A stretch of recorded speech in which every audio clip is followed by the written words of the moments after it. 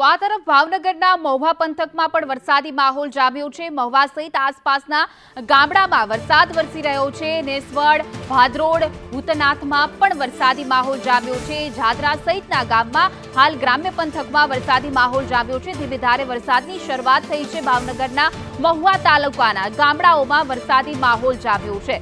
પણ જે લોકો આતુરતાથી ખેડૂતો રાહ જોઈ રહ્યા હતા તેનો અંત આવ્યો છે, કારણ કે વાવણી લાયક વરસાદ થવાથી ખેડૂતોમાં પણ ખુશીનો માહોલ જોવા મળી રહ્યો છે અને રસ્તાઓ અને શેરીઓમાં પાણી વહેતા થયા છે। વરસાદી પાણી ત્યારે વરસાદની ધમાકેદાર એન્ટ્રીથી ગરમીથી પણ લોકોને રાહત મળી છે। નદી નાળા છલકાયા છે, સરોવરમાં પણ પાણી નવા નીરની આવક થઈ છે, જેને લઈને ખેડૂતોમાં ખુશીનો માહોલ જોવા મળી રહ્યો છે। ભાવનગર જિલ્લામાં સાર્વત્રિકપણે વરસાદ વરસી રહ્યો છે, ત્યારે ભાવનગરના મહુવાના ગ્રામ્ય પંથકમાં પણ વરસાદી માહોલ જામ્યો છે।